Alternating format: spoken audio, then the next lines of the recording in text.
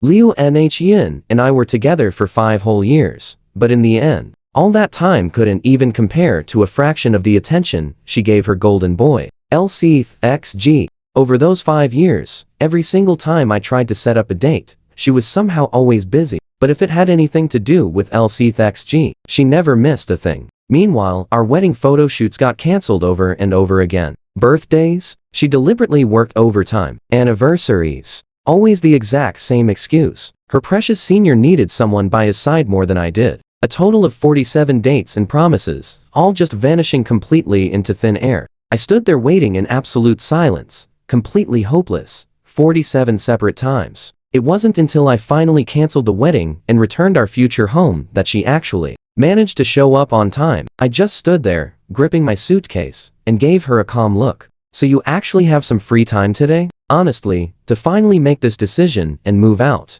I had been quietly preparing everything for 2 whole months. I had 4 cardboard boxes packed up, 3 bags of clothes completely sorted, plus 1 main suitcase right by my side. I stood frozen in the middle of our living room, doing one last careful sweep with my eyes, just making absolutely sure I hadn't left a single thing behind. Right there on the table sat a perfectly printed, neat paper agreement, ready to go. The title was Clear Agreement on the Division of Shared Property, and right at the bottom, there was a detailed screenshot of a complete Excel spreadsheet attached. I had paid a full 80% of the deposit for this wedding house. She only chipped in the remaining 20%. As for the furniture and appliances, after calculating the depreciation costs, everything would just be divided up proportionally between the 2 of us. She would get to keep our little cat. I even paid for 3 whole months of its food and litter in advance, just to be safe. Even down to the last half box of strawberries sitting in the fridge. I clearly marked exactly who owned what. No loose ends.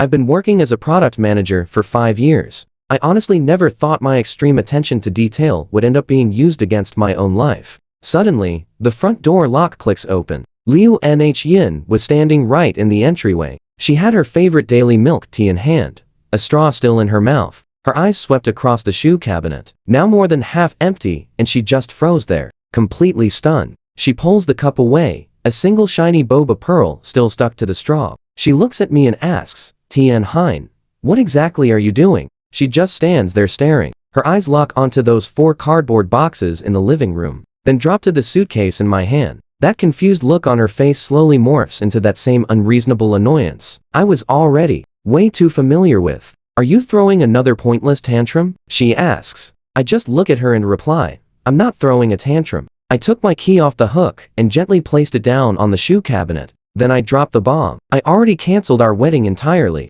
The hotel refunded 70% of the deposit, and I'll cover the 30% loss myself. As for this house, I already got in touch with the real estate agent. You can either buy out my share of the equity, or we can just sell the whole place to someone else. Liu Yin presses harder. What on earth are you talking about? I just point out that the agreement is already on the tea table. She can read it herself. If there's anything you don't agree with, just shoot me a message on WeChat. But instead of looking at it, she reaches out and tightly grabs my arm. Now watch closely. This is where it snaps. Her milk tea cup tilts just a bit, and a few drops splash right onto the top of my pure white sneakers. It was grape-flavored milk tea. The stain instantly bled out into an ugly, dark purple color. I just looked down, staring at my shoe. These pure white canvas sneakers cost over 400 yuan, and until right now, they still looked absolutely brand new. I slowly raise my head and look dead into her eyes. Liu Yin, I say you just dirtied my shoe. Her voice suddenly shoots up, her eyes instantly turning red. It's just a dirty shoe, she yells.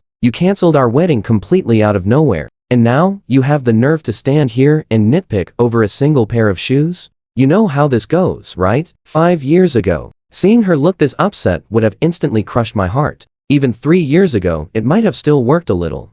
But now, that teary-eyed act doesn't hold a single ounce of weight anymore. I gently brush off her hand that's still gripping my arm. I just tell her that the Wi-Fi password is left written down right there, on the front of the fridge. The internet bill is already paid all the way through December. And remember to get the cat its regular parasite treatments. She just stands there, totally frozen. Her lips tremble a few times, but she can't even manage to force out a single word. I pick up my suitcase, push the door open, and take 2 steps out before pausing. I turn back one last time. Oh, right. The washing machine has been making this weird noise lately. The internal bearings are probably shot. The warranty card is tucked away inside the second drawer of the TV stand. The exact second that front door clicks shut, I hear this huge, clattering smash, hitting the floor right inside the living room. Doesn't take a genius to figure out it was that milk teacup. As I'm walking my way down the stairs, the phone inside my pocket just starts vibrating non-stop with fresh notifications. 1 message, 2, then 5. I don't even bother opening a single one. I just toss my suitcase into the trunk, start the car, and get ready to drive off. My phone is still buzzing like crazy. A whole string of missed calls keeps popping up on screen. First call, second, then a third. I instantly switch the whole thing straight over to silent mode, and then I dial Loving instead. I'm all done packing up my stuff, I tell him. Need to crash at your place for a few days. From the other end, just the loud crunching of potato chips. Old Wang mumbles with a mouthful of food. There is beer in the fridge, but you have to bring your own blanket. He says he has no spare stuff. But wait, what is her reaction right now? I think for a second, looking back, and tell him she accidentally dirtied my brand new shoes. Old Wang goes quiet for a bit. Just that? I tell him. Yeah, just that. Hanging up, I check the rearview mirror. The apartment building I was tied to for the last 2 whole years simply fades away, getting smaller and smaller. That night, I stretch out on Old Wang's sofa, wrapped in a blanket, smelling faintly of hot pot, and let out a really long, comfortable yawn. The phone screen lights up. 47 missed calls. I turn off the display, roll over to the side, and truly enjoy the absolute most peaceful night in 2 whole years. Old Wang's sofa is so incredibly soft that sitting down just means sinking right into it. Next morning, as I awkwardly drag myself up from the dent in that sofa, my back lets out a loud crack, bringing along the seriously annoying, aching pain. Your sofa is an absolute torture device, I swear to you. Old Wang sits at the dining table with 2 cups of instant noodles. He casually pushes one over. Regular guys like us just survive the day, so do not be picky. Tell me about it, he says. How did you suddenly think this through so thoroughly? I grab the chopsticks and pick up some noodles. The hot steam hits my face, making me hiss from the burn. Now pay attention. Do you know what the number 47 actually represents? Old Wang replies that he has no clue. I calmly tell him over a full year. She and I scheduled exactly 60 really important events together. We planned things like shooting wedding photos, celebrating birthdays,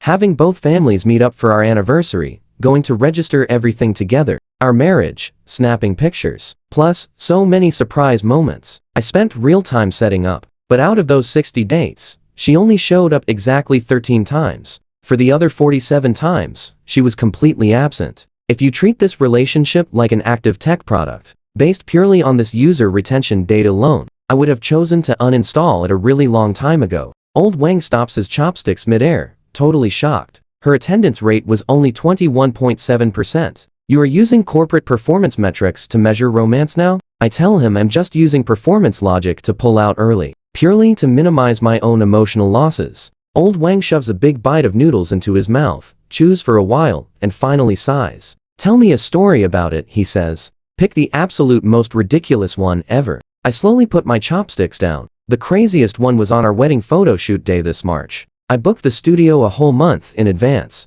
specifically picked the vintage style she absolutely loved, and even paid a hefty 6,000 yuan deposit up front. Just the night before, I specially double-checked the schedule with her. She told me to relax, saying she had already set an alarm to wake up early. That morning at 7 a.m. sharp, I arrived at the studio. The makeup artist was totally ready. The lighting crew had been waiting for a while. The photographer had everything set up perfectly too, but the bride was nowhere to be found. By 8 o'clock, I tried making a call. Her phone just gave a busy signal. By 8:30, nobody picked up at all. Finally, at 9, I got a text with just a few words. Her senior has an emergency. Old Wang asks what kind of emergency was so incredibly important. I reply, her old college senior Lu Shichang simply sprained his hip by accident while moving his things to a new house. So she completely abandoned the huge milestone of our wedding photo shoot to rush off and help him handle trivial little chores during his apartment move. Right on the exact day we scheduled our wedding photos.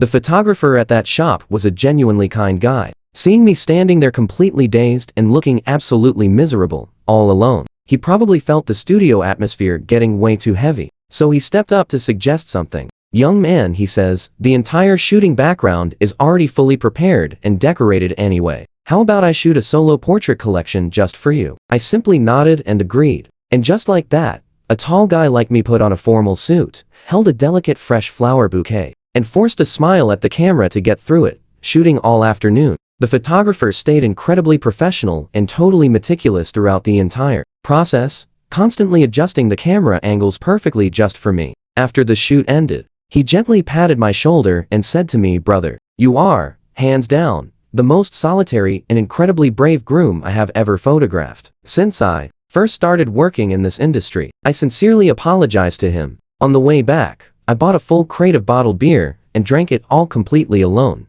in silence. At 11 p.m. she finally returned, sweating heavily from rushing around all day. She casually explained that the senior's new place was way up on the 6th floor, and even worse, there was zero elevator access. While saying this, she walked straight into the bathroom to wash up. Can you believe that? From start to finish, she did not mention a single word about our wedding. Shoot. I sat quietly on the sofa, staring at the fresh bouquet on the tea table. The flower petals had long wilted, drooping down pathetically. That night, I took a picture of this dying bouquet, saved it in my phone album, and literally named the file Time 39. Old Wang opened his mouth to press further. Was there anything else? I tell him there was also my birthday. I continue talking. My birthday from last year. I actually took half a day off work just to hit the market. Bought 2 kilos of super fresh shrimp, a nice sea bass, 3 plump tomatoes, and some garlic scapes. Back home, I headed straight into the kitchen myself. I whipped up braised sea bass, fragrant garlic shrimp, a piping hot tomato egg soup. I even baked a whole birthday cake from scratch. The very first sponge cake totally collapsed, a total failure. So I just rolled up my sleeves and baked a second one. Kept myself busy like that until 7 p.m. sharp. 7 candles were already set on the table. Then, I turned off every single light in the house. Right after that, my phone buzzed with a WeChat message from her. "Honey, I am so incredibly sorry. The higher-ups completely rejected her senior's design draft. So the guy is under a massive amount of mental pressure. She told me she had to stay back to help him revise the content. She would come home later." Old Wang asks how late she actually was. I tell him she finally pushed the front door open at 10 in the morning, absolutely reeking of some strong scent. I sat right there on the sofa and quietly asked her, "Weren't you supposed to stay back and help your senior fix his design?" She casually kicked off her high heels right there, glanced over at the dining table as she walked past. "Just said you actually went out of your way to cook? Why didn't you just tell me about it earlier?" If I had known, I absolutely wouldn't have gone out for late night snacks with him. At that point, the entire meal on the table was already stone cold, and the beautiful cake frosting had completely melted into a sad, messy puddle thanks to the room temperature. I stared blankly at that melted mess of frosting. Suddenly, felt like it looked exactly like an abstract painting carrying some really deep, hidden meaning. I mentally named that little piece of art. There is absolutely no need to obsess. Old Wang speaks up. So what about the very last time? The final straw that completely crushed every last ounce of patience left in my heart. I just curled my lips into a faint, bitter smile, and replied. It happened right on the exact day of our engagement anniversary. Half a year in advance, I booked us a spot at this Western restaurant. This trendy place literally required waiting in line for 2 solid months just to get a reservation. The appetizers had barely just hit the table when her phone suddenly started ringing out loud in the restaurant. She looked down, glanced at the caller ID, and her expression instantly shifted. She told me her senior suddenly ran into some kind of unexpected trouble on his end.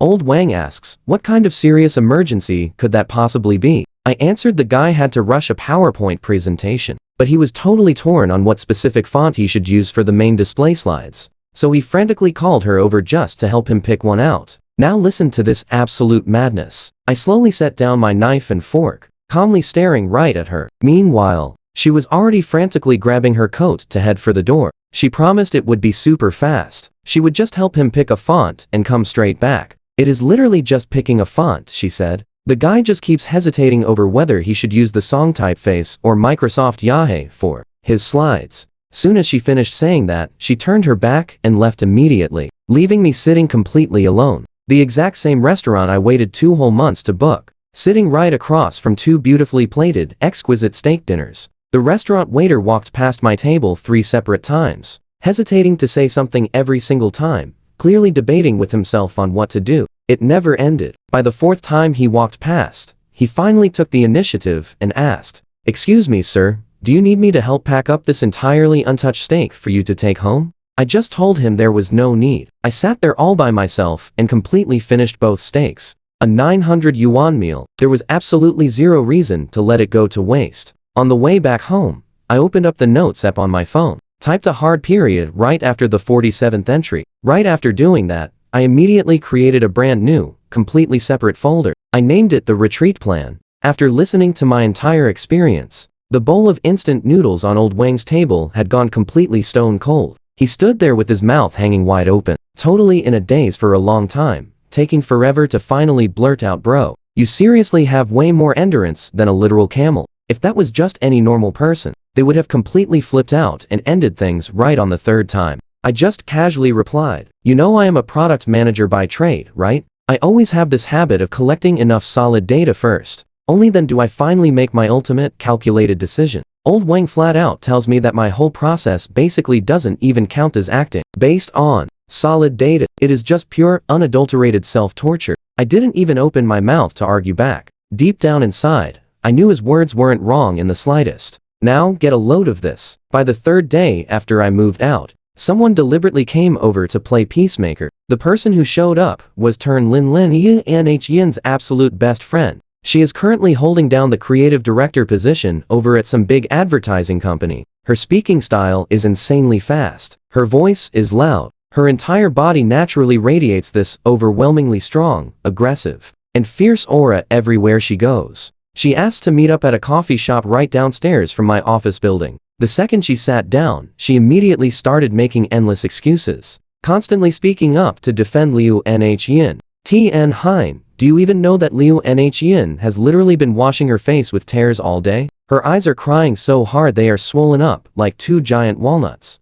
Yeah, I admit she definitely had some moments where she acted inappropriately. But you still can't just turn your back and walk away without giving a single word of warning like that. 5 whole years of feelings. Isn't doing something like this just way too incredibly irresponsible of you? Hey, could you please stop just using the word yeah over and over to brush me off right now? He picks the coffee up from the table, takes a little sip, and tells her, "All right. I've actually prepared some related documents for this. Do you want to take a quick look at them?" She asks what kind of documents. He opens the laptop he always carries around with him, slowly turning the screen right toward her. The cover of the PowerPoint presentation flashes up, showing the text loud and clear, a complete data recovery report regarding the official termination of their romantic relationship. Right below that is a detailed subtitle, a performance index analysis based entirely on the emotional resources he invested over the past 5 years.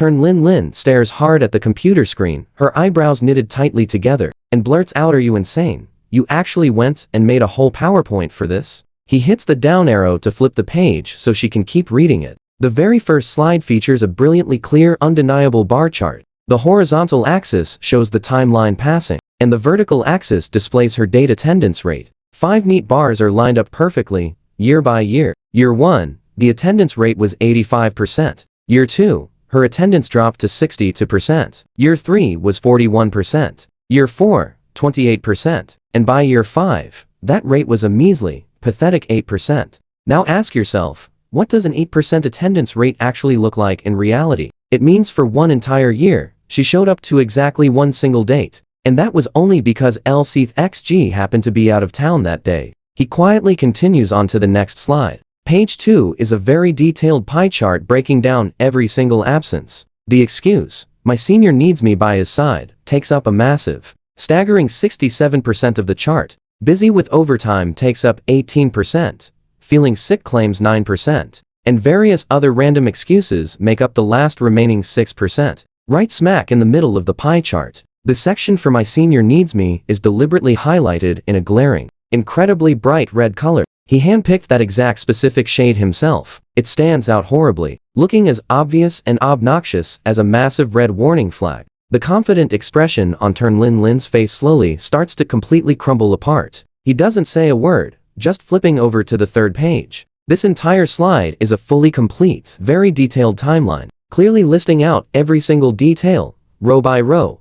Those 47 specific missed dates. Every single line clearly notes the exact date, the excuse for missing it, and the lonely state he was left in, suffering all by himself at that time. May 12, 2024, the very day they were scheduled for wedding photos. using the excuse that her senior pulled his back moving. He had to shoot solo portraits for 6 straight hours. June 18, 2024, right on the birthday. Seeing this, Pheng puts his phone away and says, "Stay strong, brother Hein, hold your ground." The brand new intern standing beside him also clenches his fists in full support. "Brother Hein, you deserve someone so much better." Liu Nhyun's face suddenly turns completely pale white. Only now does it finally hit her. He is definitely not just some lonely guy working all by himself in this place. His co-workers have grown absolutely sick of hearing her various "my senior needs me" excuses over the past year. If anything, they understand the cold, harsh reality of this relationship much better than Liu Nhyun ever did.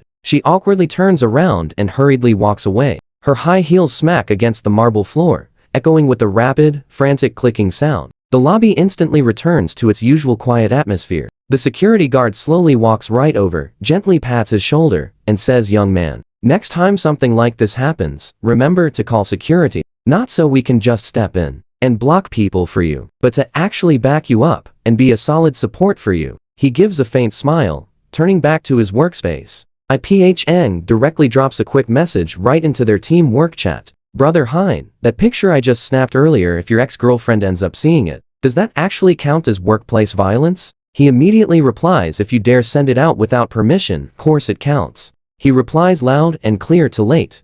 "Already forwarded it to the entire task force. But don't relax just yet." By day 7, a real heavy hitter comes knocking at his door. Liu Nhyun's mother, Madam HGG Nui, and HGG. She calls him up first. Her tone is pretty polite, yet carries this completely undeniable, forceful attitude. "Hein, I want to find you and have a little chat. Arrange some time whenever it's convenient for you." Even if it wasn't convenient, he had absolutely no way to refuse her. For 5 whole years, he had always deeply, respectfully called her auntie. They agreed to meet at the tea house right below Old Ving's place. She arrives especially early, already having ordered a pot of Longjing tea for the table. When he pushes the door open and walks in, she's sitting perfectly straight and proper, her trusty thermos placed right beside her. Wearing a dark coat, her hair styled flawlessly, without a single strand out of place. She radiates an incredibly intense, formal aura. The whole setup is just totally intimidating. She tells him to sit down. He obediently takes a seat in the chair. She pours a light cup of tea, pushes it toward him, and slowly begins. "Hein, you and Nhyun have been tied together for 5 whole years. I have always treated you exactly like half a son in our family. Every holiday, you'd come over and make dumplings with us. When her dad had stomach pains, you stayed up all night at the hospital, queuing for a number. Like last year, when our water pipe leaked, you spent the whole afternoon busily helping us fix it up." Auntie keeps all these warm little gestures right here in her heart. I cut her off. "Auntie, please let me finish first." She takes a tiny sip of her tea and keeps going. "Anyway, but you two kids just can't say it's over and throw it all away like this. When 2 people spend their lives together, clashes and arguments are pretty much unavoidable. Sure, Nhyun's temper is definitely a bit stubborn, and maybe she's way too spoiled. But deep down in her heart, she has always truly cared about you. For you to just turn your back and walk away so decisively, it doesn't only hurt you two, but it damages both our families." Every single sentence she says is completely reasonable and full of emotion, hitting right at the heart. If this were the me from 2 years ago, hearing such a perfectly reasonable and touching speech, I definitely would have softened up, compromised, and just bowed my head to give in. But the me standing here right now isn't going to waste another second overthinking. I calmly speak up. "Auntie, those old stories you just mentioned? Honestly, I did all of that with my whole heart. And I never once used those sacrifices as a bargaining chip, either." She asks me, "Then why on earth are you so dead set on taking things this far?" I reply, "It's just that I've gathered a few things together, and I'd like you to take a look at them." I reach into the bag I brought with me and pull out a thick document folder. HGG Nui and HGG stares intently at the folder on the table, her eyebrows unconsciously furrowing tight. I tell her, "The first page is a highly detailed expense report for the last 5 years, tracking all the gifts and lucky money, carefully prepared, for your family, every single holiday, plus all the hospital bills I completely covered up front back when Uncle was admitted. I'm not pulling these out with any intention of being petty or demanding a debt repayment." She says, "I understand, just keep going." I continue. "The second sheet is a detailed time log recording the exact number of times I came to your house for a meal, totaling 23 visits. It also highlights the number of times Liu Nhin was totally absent from my own family's gatherings, hitting a massive 11 times. And here's the crazy part. Every single absence, the excuse was exactly the same. Her senior had an issue, and she couldn't leave. Finally, I present the third chart. The paper is clearly divided into left and right columns. The left side lists out 47 different things, big and small, that I sacrificed for Liu Nhin. Meanwhile, the right column crystal clearly records every single thing Liu Nhin did for Lseith XG, from helping Lseith XG pack and move, to helping Lseith XG edit his drafts, staying up all night with Lseith XG to rush projects, driving out to the airport to pick Lseith XG up, and lending Lseith XG money countless times to cover his bills. HGG Nui and HG's expression completely shifts little by little. Going from that initial gentle kindness, it slowly morphs into absolute confusion, then quickly shifts into utter shock, before finally landing on a highly complex look mixed with pure anger and deep shame. She intentionally lowers her voice. This Lseith XG kid Nhin only ever told me he was a normal senior from college, just a casual social friend and nothing more. I softly reply, Auntie, don't you think I wanted him to just be a normal friend too? But a truly normal friend wouldn't make her completely abandon our scheduled wedding photo shoot appointment. They wouldn't make her miss her boyfriend's birthday, and they certainly wouldn't make her leave halfway through, right in the middle of our engagement anniversary. You can actually see the disbelief hit her. She asks she even canceled her wedding photos for him. I explained that on moving day, her senior accidentally sprained his back. On my birthday, her senior's work project proposal got completely rejected, so his mood was pretty down. On our anniversary, her senior was hesitating over choosing a font for his presentation. He didn't know if he should pick the Simpson font or the Microsoft Yahoo font. HGG Nui and HGG instantly raises her voice just over a Simpson font or a Microsoft Yahoo font. I answer her back. That's right. In the end, he went with Microsoft Yahoo. Her teacup slams heavily down onto the table with the sharp, crisp thud. She immediately whips out her phone, dials a number, and screams at Liu Nhin. You tell me right this second, what the hell is Lseith XG to you? From the other end of the line comes Liu Nhin's completely panicked and anxious voice. Her mother keeps scolding on your wedding photo shoot day, you run off to help someone move. And on your boyfriend's birthday, you run off to help him fix a project. You do things without any sense of boundaries, absolutely zero brains, right? I calmly pick up my teacup and take a slow sip.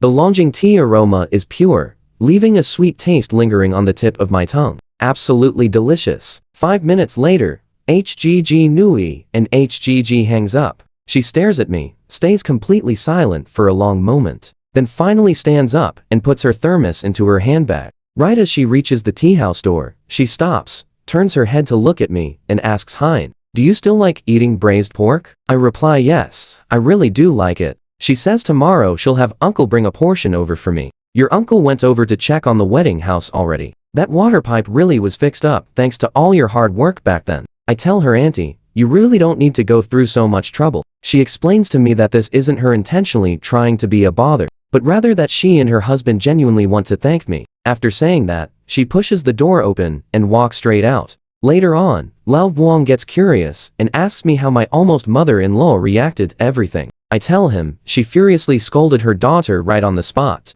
and even insisted on sending me some braised pork. Lao Vuong just stares at me in total disbelief. He gets completely dramatic and says, I'm absolutely unbelievable. He wonders how I even managed to convince my mother-in-law to take my side in all of this. I explain that I did not intentionally try to win anyone over at all. The plain, undeniable facts simply proved my innocence, all on their own. Right on time. The very next noon, a portion of braised pork and a pot of rib soup arrive at Lao Vuong's house. Sticking to the thermal container downstairs is a small note, perfectly written in Lu Nuyen's father's handwriting. Hey, Hyan, please remember to eat properly and take very good care of yourself. I just stand there hugging that thermal box for a very long time. I slowly open the lid and taste a sip of the soup. It is slightly salty, yet a really indescribable wave of warmth suddenly rises up deep inside my heart. This warm feeling is definitely not because of Lu Nuyen at all. It is pure sympathy for two incredibly upright parents who ironically ended up raising a daughter completely unable to tell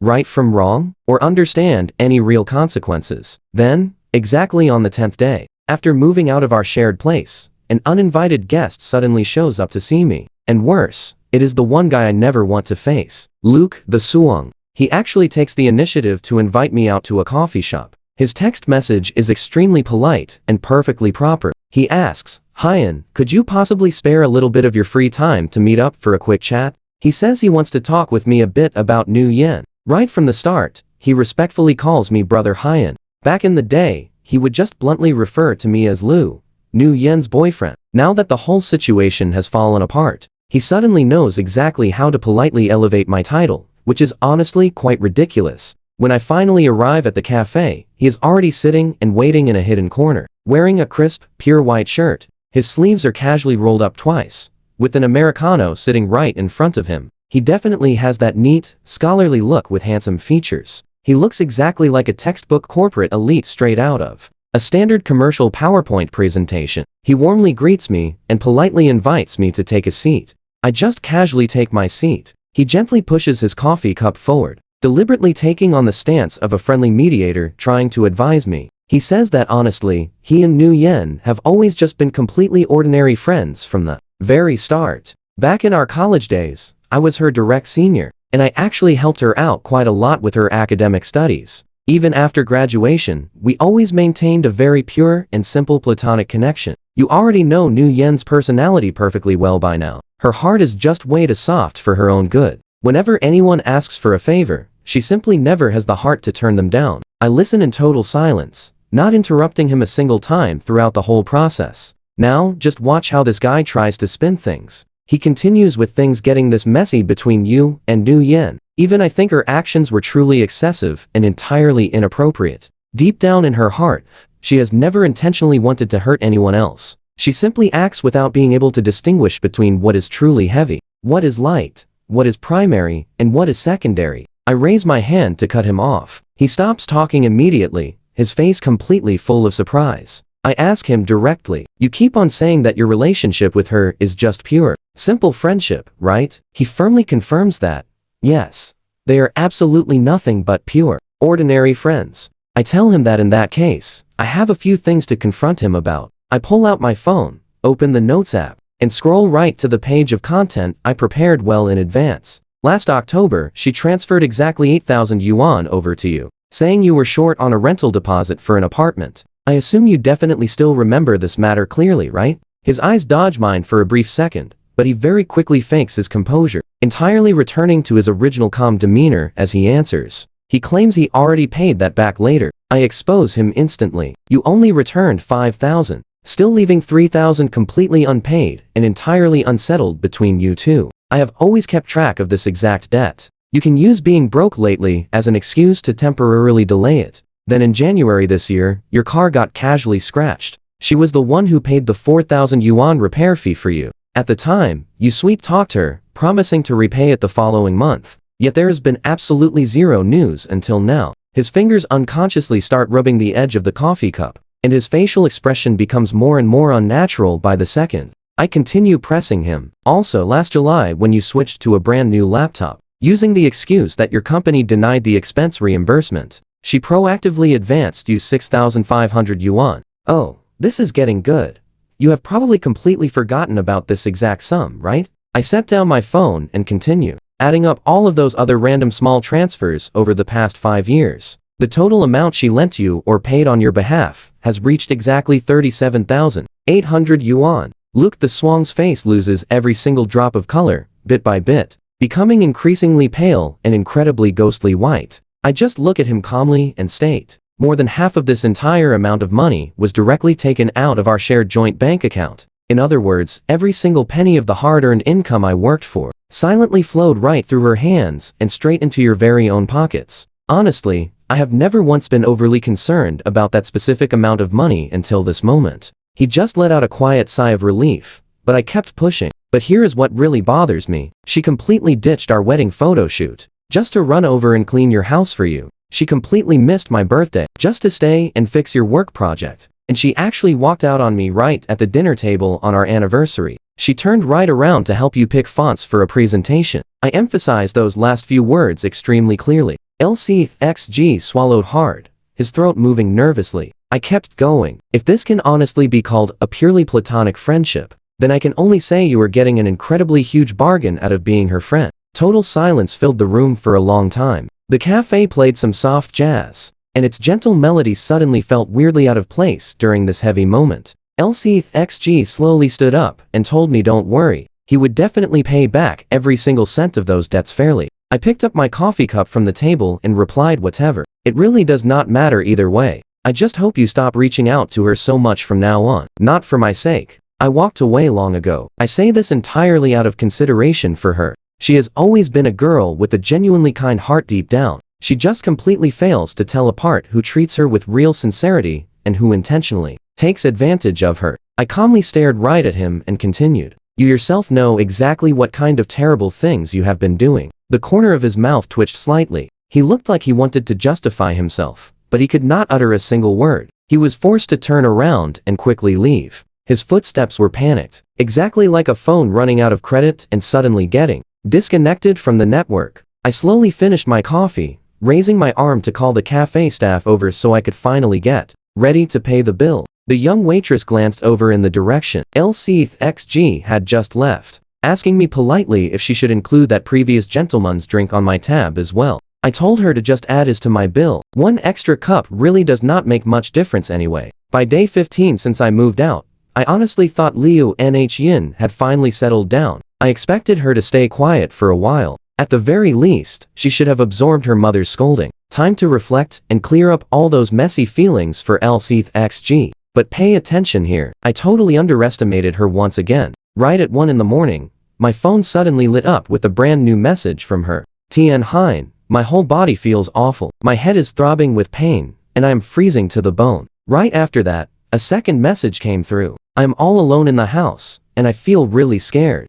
A third message followed right behind it. Could you please come over here and check on me for a bit? Lo Ving was sleeping right in the next room. My vibrating phone totally woke him up. He groggily opened his mouth to ask what time it was and who was texting me. I answered that she said she was not feeling well. Lo Ving immediately asked, you are not actually planning to run over there, are you? I replied that I obviously had to handle this. Lo Ving let out a noise, jumping right up from his bed to stop me. Tien Hein, please do not do anything impulsive right now. Just call an ambulance for her directly. I did not hesitate at all, having actually already dialed the emergency number anyway. Hello, is this the emergency dispatch center on the line? Someone suddenly fell ill. Headaches, chills, and feeling incredibly weak all over. The exact address is at this specific apartment building, Block X. I stayed on the line for further confirmation. Yes, that is completely correct. It is my ex-girlfriend living there alone. Yes. Please arrange for someone quickly to help her out. I really appreciate it.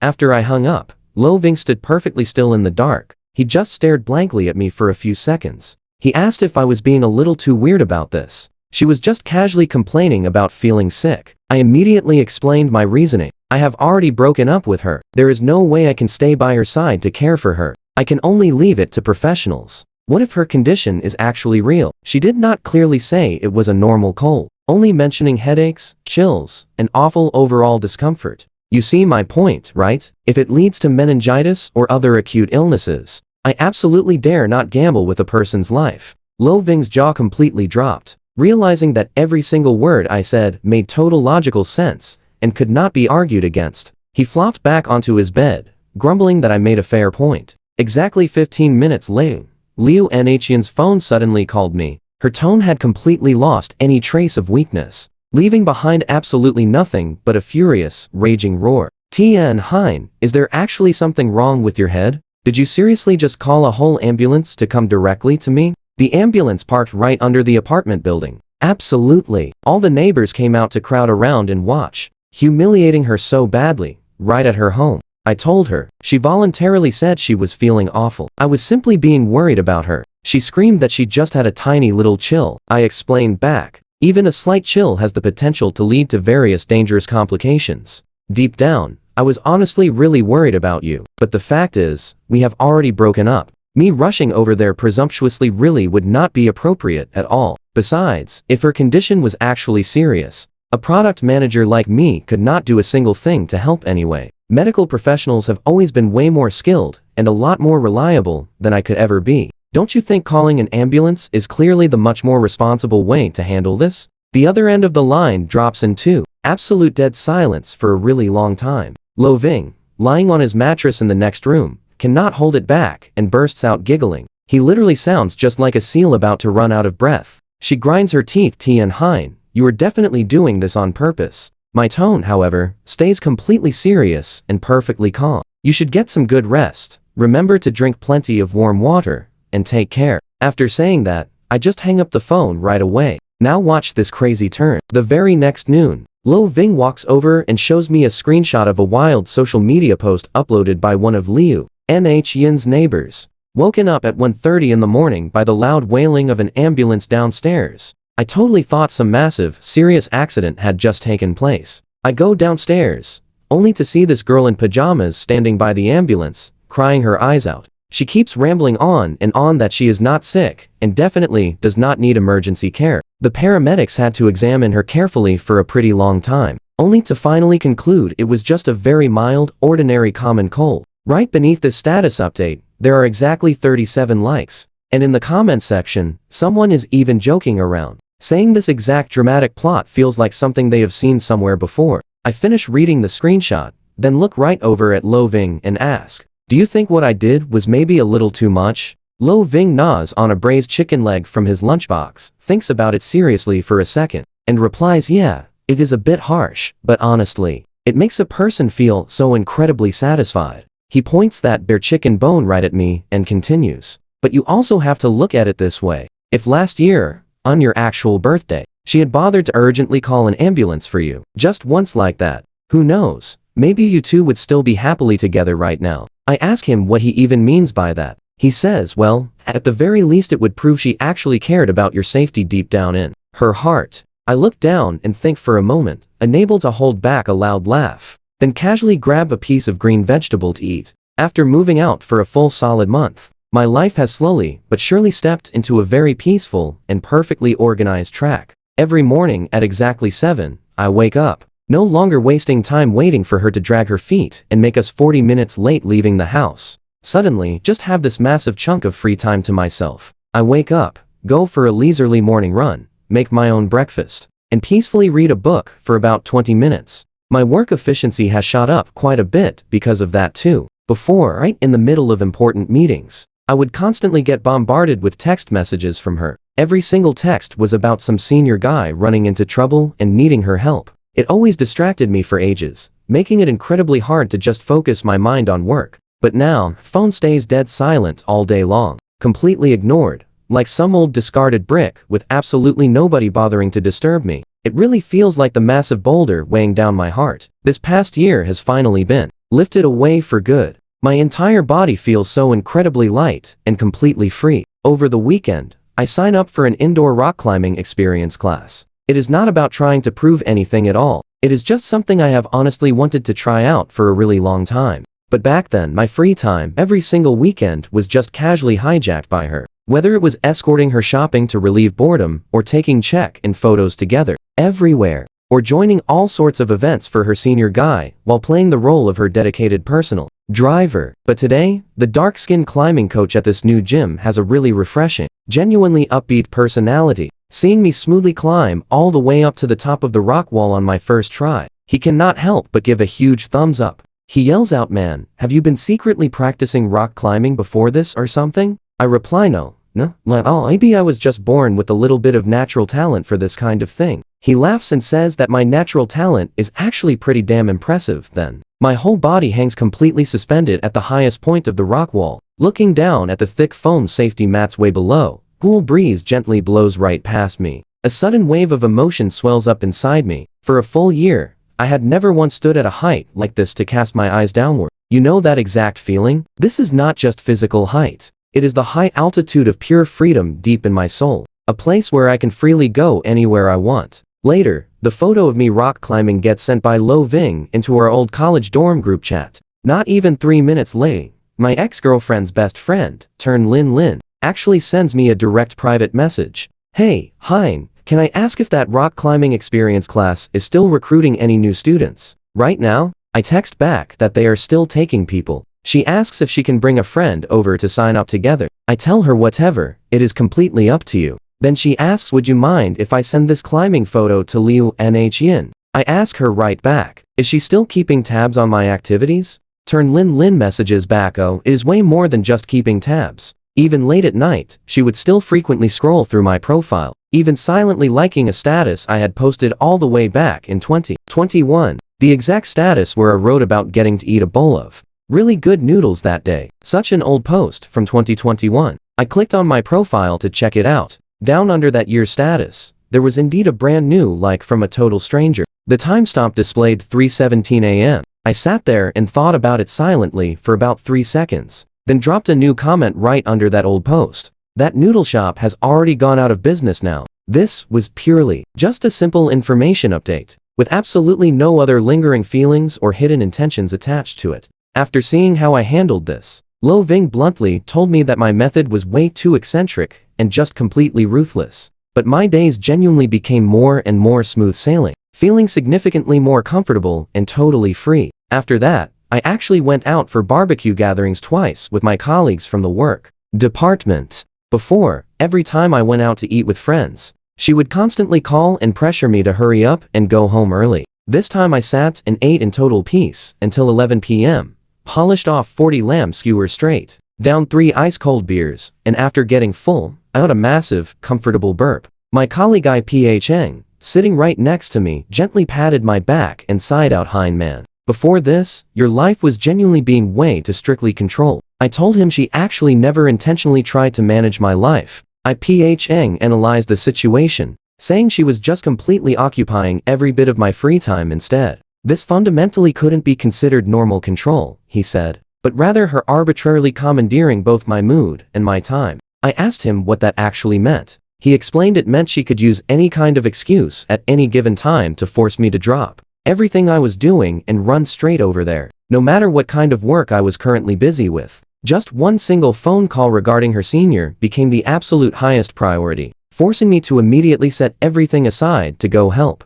I laughed, calling him a true internet industry guy. That metaphor honestly sounded incredibly professional. IPHeng raised his glass, and I also raised my hand to lightly clink glasses with him. How exactly is Liu Nhin's situation lately? Now watch how this unfolds. Honestly, I didn't really care about these things anymore, but related news still occasionally managed to reach my ears.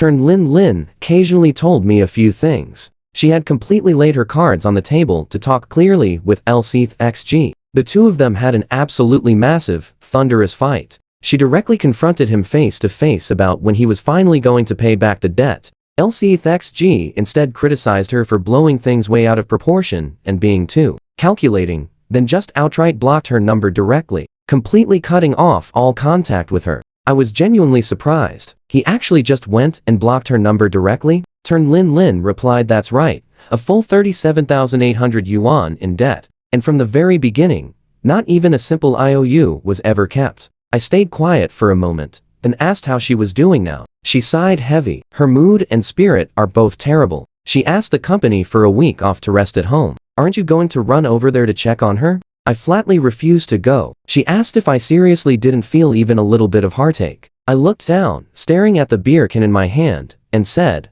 Lin, I stubbornly held on to this heartache for 5 whole years. It's been more than enough. After hearing that, Lin completely stopped and didn't say another single word about it. That night, when I returned to my small rented room, all showered and lying in bed, I just quietly stared up at the ceiling, completely spacing out. A scene suddenly flashed in my mind of her completely all alone, huddled up in that house that was already more than half empty, just having lost the boyfriend who stood closely by her side for many years. And finally, seeing through the true nature of the senior she always relied on, with even her own parents no longer standing by her side anymore. If this were the me from 2 years ago, seeing her looking like that, I absolutely would have immediately jumped right up, thrown my clothes on, and dashed right out the door to go comfort her. But you feel the shift here, right? The me of today just quietly rolled over, pulling the blanket tight around myself. This is the exact life path she chose for herself. Ultimately, she still has to slowly walk to the end of it all alone.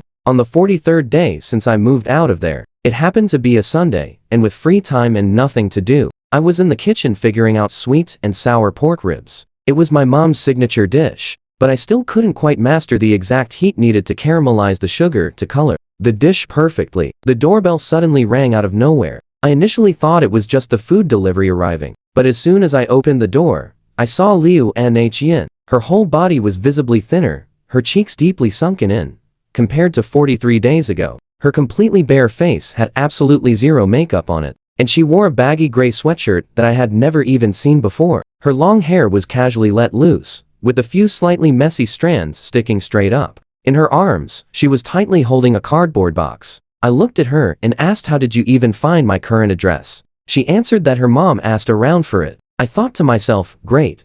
The list of people secretly stabbing me in the back just added one more person. She hesitates. Can I just come inside and sit down for a while? I hesitate for 2 full seconds before taking a step back, quietly making some space at the doorway. She slowly walks right into the house, letting her eyes wander all around the place. This small 30 square meter apartment doesn't really have a lot of stuff in it, but the whole place is kept incredibly clean and perfectly organized. Right by the windowsill sits a little pot of mint. It is something I bought from the flower market pretty early this morning. Because I watered it way too much, the leaves are already drooping heavily. She spots this little mint plant and just completely freezes right there in place. Back in the house we used to share, we also grew one of these, but she ended up taking such poor care of it that it completely withered and died. She gently places the cardboard box she is holding right onto the table and tells me to open it up to see what is inside. I pull the lid off. Inside sits a whole pile of random little items, perfectly saved from our past. There are these old movie ticket stubs, including the exact tickets from our very first date going to the theater together. The reputation of that film was honestly just incredibly awful. She basically spent the entire screening leaning her head on my shoulder, fast asleep. I just kept eating my popcorn and quietly draped an extra jacket over her shoulders. There is also a completely normal napkin from the hot pot place we went to on our first date. Right on the paper is this weirdly crooked, messy little doodle she just randomly drew of me. And there is also this extremely tiny little keychain sitting right there. It is this ugly, silly little piglet gift I gave her a long time ago. The whole thing just looks so incredibly goofy and hilarious. Back then, she literally laughed uncontrollably at that thing for 10 solid minutes straight. Then there are a few plane tickets for that travel itinerary we planned for our Dali trip last year. I had actually gone ahead and booked the entire accommodation schedule way in advance. But right near the departure day, she got unexpectedly called away by some trivial matters.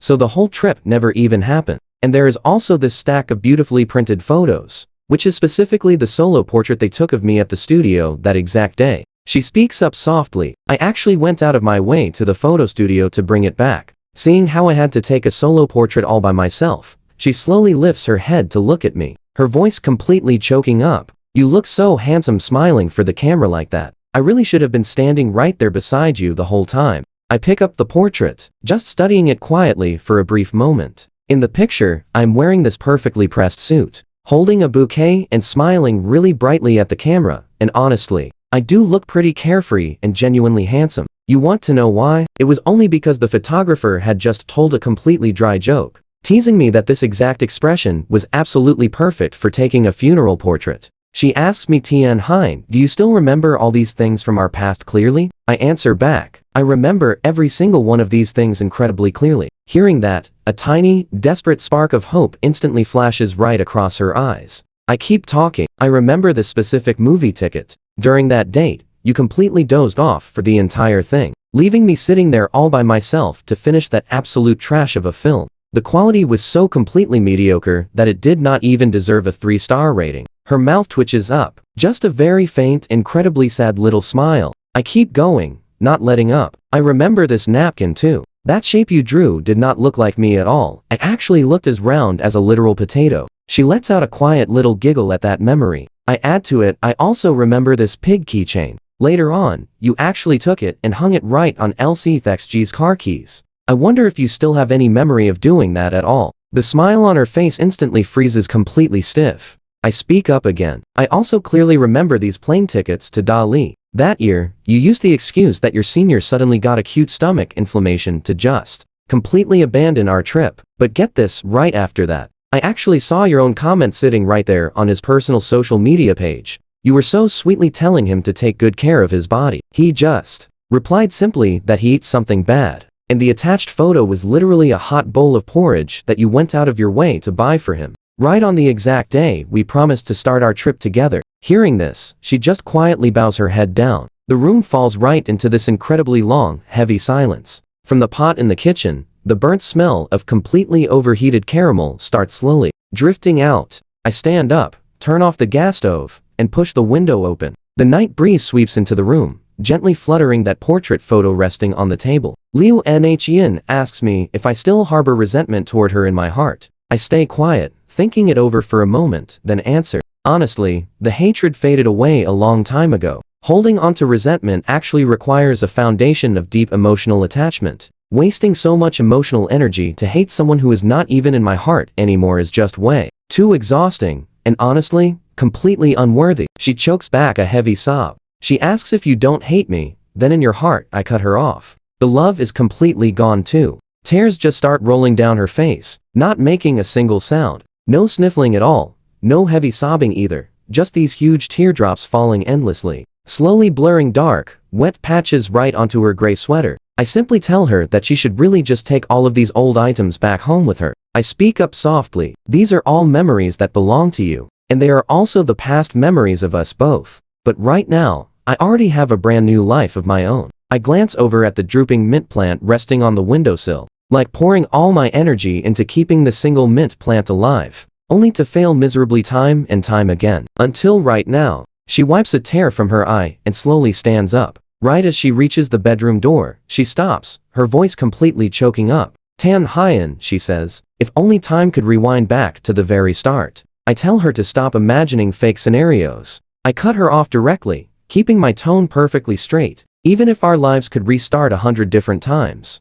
I tell her that for the first 40 times, I would still tolerate all her stubbornness. But here is where the line gets drawn forever. Starting from the 41st time, I would still choose to turn my back and walk away. She does not even turn around or say another word. The door clicks shut, and her footsteps slowly fade down the hallway. I just stand there in pure silence, staring blankly at the cardboard box sitting wide open on the surface of my desk. I pick up her portrait photo, stare at it for a second, then gently put it back. I casually grab the whole box and shove it into the storage cabinet right next to the entrance. Pulling out my phone, I text Lao Vuong. Hey man, do you still have any beer left? He texts back right away. Yeah. Why, what is up? I tell him to come over for a few drinks. He immediately asks, did she just leave your place? You did not get soft and take her back? I reply, do I really look like a guy who gets soft? He admits I do not, but he just had to ask to feel safe. I tell him to hurry up and get over here. My sweet and sour ribs accidentally got completely burned to a crisp. Grab some late night snacks on your way over here, man. He says he is on his way. 15 minutes late, Lao Vuong knocks, carrying a huge bag of grilled snacks. The two of us just sit shoulder to shoulder right by the window sill. He gnaws on a chicken wing while I take tiny sips of my beer. Then he finally speaks up. Are you feeling pretty miserable inside? I think about it seriously for a moment before answering. Just a tiny bit. He pushes further. The kind of miserable where you want to get back together? I shake my head. No, it feels exactly like you spent 5 whole years getting completely used to a piece of software on your phone, and finally making the hard choice to completely uninstall it. You obviously know you will never download it or use it ever again, but in that exact moment of deleting it, you still cannot help but stare at its little icon one last time before it vanishes. Lao Vuong completely stops chewing his chicken wing and just groans at me out loud. Can you product managers ever just speak like totally normal human beings for once? I just laugh out loud. Nope,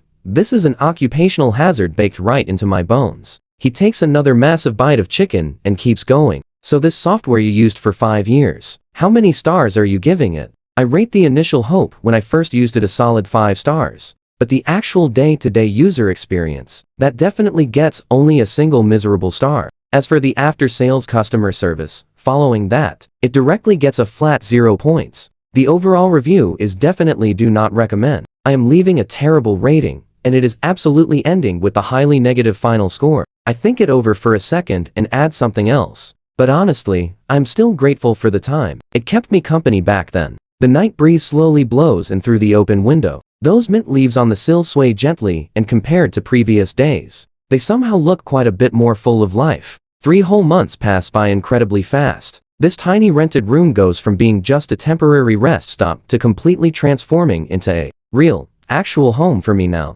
That little mint pot that almost withered away on the outside balcony has completely come back to life. It is growing wildly lush, even spilling out over the rim. The bright green leaves stretch out freely toward the open outside air. I even bought a very simple little bookshelf to put in the corner of my room. I stacked it with several books I always really wanted to read, but just never had the free time to actually open before. All that free time that previously got completely stolen away by petty drama now just flows out endlessly, just like a fresh, continuously running mountain spring. My indoor rock climbing class has also leveled up nicely, climbing all the way from the basic beginner level to the highest top-tier rank. After trying and failing to make sweet and sour ribs over and over, my 7th attempt finally succeeds. I perfectly caramelize the sugar into a beautiful, even, translucent coating. After I video call my mom to show off a photo of the final dish, she just casually drops a comment saying it is still a bit worse than her cooking skills. But honestly, that is already the absolute highest praise she could ever possibly give out. On Saturday night, I throw a tiny little gathering to celebrate the new home. The number of people showing up is not really much. There is Lao, Vuong, Dai Feng, 2 teammates, and get this, Tran Lin Lin. Yes, you heard that, right. It is exactly her. Liu Ruyan's former absolute best friend. The same girl who got totally convinced by my PowerPoint presentation back during the big confrontation. Now, ironically, she has completely become a permanent comrade in the regular daily dining hangouts between me and Lao Vuong. Thinking about this situation honestly feels quite a bit twisted and ironic. Liu Ruyan managed to lose her longtime devoted boyfriend, and now, even her absolute closest best friend is slowly getting much closer to me instead. Tran Lin actually sees this whole thing super clearly. She tells it straight. I did not completely turn my back on her or anything. It is just that I always take the side of delicious food and easygoing people who are simply fun to be around. Plus, these sweet and sour ribs you made are way better than her scrambled eggs any day. At the housewarming party, Dai Feng hauls in a whole crate of craft beer. Lao Vuong brings along some braised snacks, while Tran Lin goes out of her way to bring a custom-made cake. Right on top of this cake, there is a drawing of a tiny little guy, looking totally goofy and hilarious, awkwardly climbing up a solid stone wall. Tan Hyan asks who actually drew this thing. Tran Lin looks completely confident and totally justified as she replies she sketched it casually, asking if it resembles him. He laughs, saying, "It looks like a clumsy potato climbing a wall." She playfully asks why he is always so insanely obsessed with this whole potato imagery all the time. Everyone around them instantly bursts into this massive, noisy fit of laughter, drinking until everyone is totally hyped. Lao Vuong raises his glass and calls out, "Let's all toast Tan Hyan." Toast to what exactly? He toasts him for finally clearing out that massive pile of useless cache data taking up all his system memory this past year. Another coworker jokingly complains out loud, asking if these guys could please stop using hardcore IT jargon every single time they open their mouths to speak. Lao Vuong shoots back, "No way, it is all because Tan Hyan actually teaches them daily, exactly how he trained them." Everyone clinks their glasses together in celebration. The ice-cold beer washes down smoothly, the stir-fried ribs taste incredibly rich and sweet, and this lively, warm atmosphere filling the whole room feels absolutely perfect, hitting just the right spot. Past 10 at night, everyone gradually says their goodbyes and heads home. Right before leaving, Tran Lin hesitates just a little bit, then speaks up. Tan Hyan, "Let me tell you something." He tells her to go ahead, and get this. She reveals that Lu Nu Yen actually sold off that custom wedding dress. Every single penny from selling that wedding dress went straight to charity donations. Tan Hyan simply gives a quiet hum of acknowledgement. She keeps going. Lu Nu Yen already moved into a brand new place too. He asks if she made up with Luke the Zhuang. Tran Lin brushes it off. He is overthinking things. She and Luke the Zhuang completely cut all their TIs a while ago, leaving absolutely zero lingering connection between them anymore. Just last month, Luke the Zhuang posted some cryptic little message online hinting that he wanted to get back together, and she responded by instantly blocking his number right then, completely severing all contact for good. Tan Hyan asks where exactly she moved to then.